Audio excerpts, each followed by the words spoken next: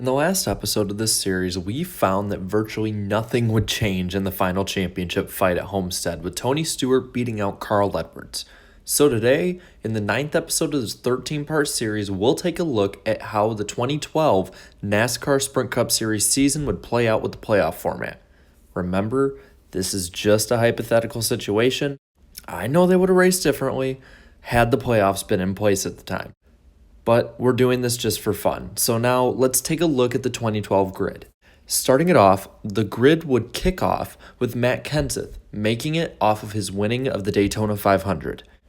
Denny Hamlin jumped in with wins at Phoenix, Kansas, Bristol, and Atlanta. Defending champion Tony Stewart's door was opened with wins at Las Vegas, Auto Club, and Daytona. Brad Keselowski made the grid with wins at Bristol, Talladega, and Kentucky. And Ryan Newman's survival win at Martinsville got him in the show.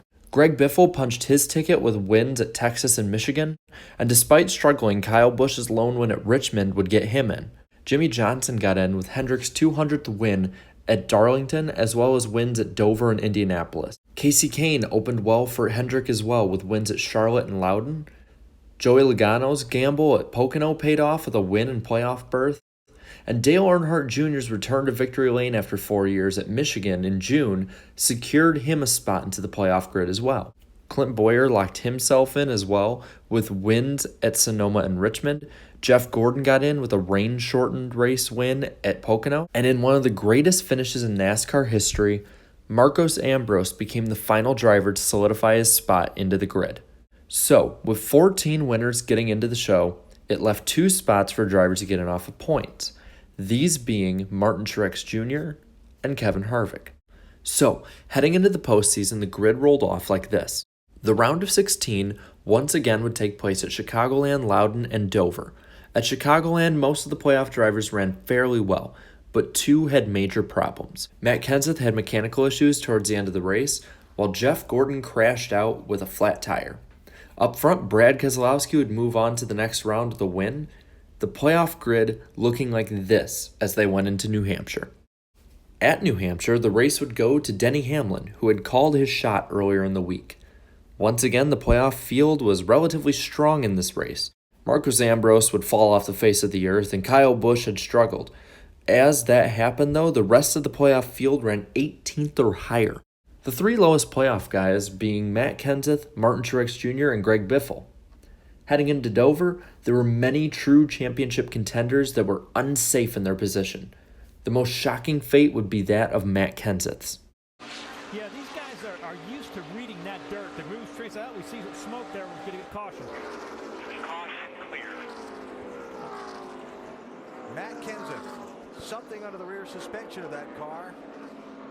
Yeah, we talked about that to start the show, how hard this track is on the cars, the suspension parts. It looks like he's failed something in the rear suspension. Similar, it looks like, yeah, definitely the track bar on the left side. I think it's broke off the truck army, guys. I'm trying not to saw the drive shaft in half here. Yeah, we saw the same thing happen to Justin Allgaier in the nationwide race yesterday.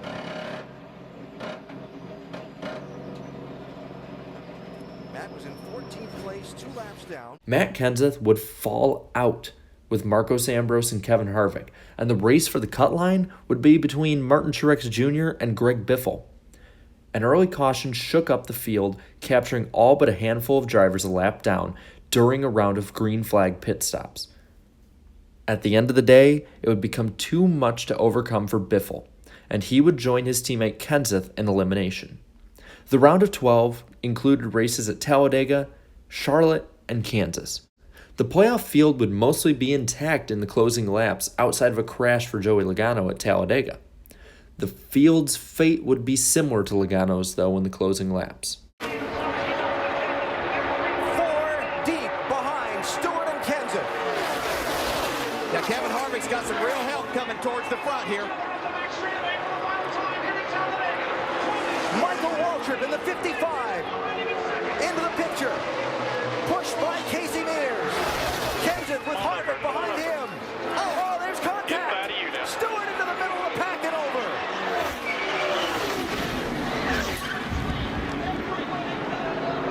Fortune's out.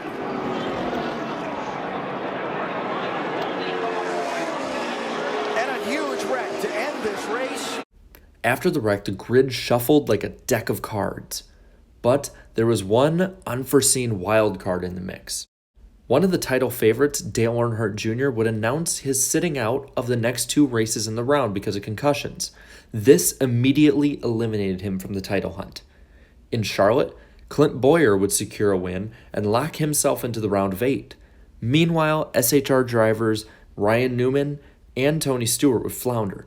So heading into Kansas, the newly repaved Kansas, the field would still be up in the air. The race would become a lottery. He slammed into me on the front straight for no other reason than his radio communication of she was in the way. And I've always played fair, but if it's one time I can imagine frustration, but it's been pretty consistent with him getting into me. So at some point in time, I got to stand up for myself, or everybody's going to do it. So Ryan Newman looking for some running room around Kyle Busch.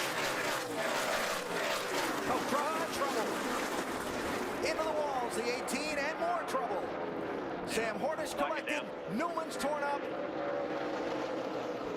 And the yellow flag's out again. Fired up, get a roll in if you can. Points leader Keselowski just barely missed this, too. And so, the round of 8 would be set. And from this, the series would go to Martinsville, Texas, and Phoenix. Martinsville would be a big loss for 2 guys, Martin Truex Jr., and even more so for Denny Hamlin, who had a race-winning capable car lose power. And like so many times before, it was Jimmie Johnson who was the first to lock in his spot to Miami, winning at Martinsville. Behind him, the field was set like this to go into Texas. Texas also was won by the 48, but had Brad Keselowski and Kyle Busch right behind him, pushing them up into the top of the points. Casey Kane, Denny Hamlin, Jeff Gordon, and Martin Truex Jr. all had finishes outside the top 10 and all scored minimal stage points, making it even more of a separation between the haves and the have-nots. All that was left was a race in the desert at Phoenix. Elimination began early. Let's get an update from the pits on what happened to Martin Truex Jr. Jamie, what are they saying? Well, they're trying to figure that out right now, Alan, and Martin Truex just came on the radio and said, I'm getting slower and slower. What should I do? Chad Johnston, his crew chief, said, stay out as long as you can. Let's hope for a caution. And they're saying they're going to bring him in right now and diagnose it. The field was almost completely set in place for the majority of the day, as Brad Keselowski, Kyle Busch, and Clint Bowyer all had gained enough stage points and ran well enough to basically be set in. Even with Jeff Gordon's overreaction and intentional crashing of Bowyer, it could not take him out of the Final Four, and with eliminated driver Kevin Harvick winning, it was made official. The Final Four would be set and the championship would be decided between Jimmie Johnson, Kyle Busch, Clint Bowyer, and Brad Keselowski.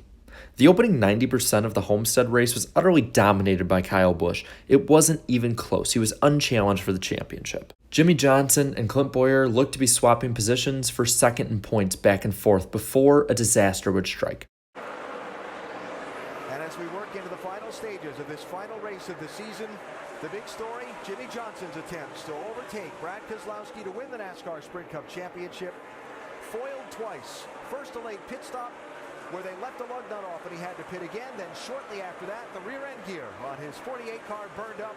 Johnson went to the garage. Brad Keselowski, on the other hand, would be completely irrelevant and not even sniff the lead. With the race coming down to a fuel mileage race and strategy, it would be fought between Busch and Bowyer. Busch would take the safer approach with his dominant car pitting, while Bowyer would take the more gutsy approach. The chance that Bowyer had turned into a competitive championship reality. But Busch was charging. Unfortunately for Shrub, though, the charge would end up being in vain, as Clint Bowyer's fuel would hold up, and he would become the 2012 NASCAR Sprint Cup Series playoff champion. This would be Bowyer's first championship. Of the 16 playoff drivers, 15 would win, with Martin Truex Jr. being the lone exception. Because of concussions, Dale Earnhardt Jr. would be the first playoff driver in history to miss races during the season. The Final Four would make up for 14 wins of the 36 races. Johnson and Keselowski both had 5 wins apiece, 3 went to Boyer, and Kyle Busch had 1 lone victory. Meanwhile, every single race was won by a playoff driver. Of the top 10 in real life, Tony Stewart would be the only one not to be in the top 10 in the playoffs, being replaced by Final Four driver and in real life non-chaser Kyle Busch. Every driver in the playoffs in 2012 was making a repeat appearance, and 4 drivers made their 9th consecutive playoff appearance, these being Jimmie Johnson, Matt Kenseth, Jeff Gordon, and Tony Stewart. Kurt Busch finally snapping his postseason streak, missing for the first time. And with all of this, I pass this on to you. What did you think about the 2012 playoffs? Leave a comment down below, leave a like, and subscribe for more great NASCAR content. And until next time, have a good one.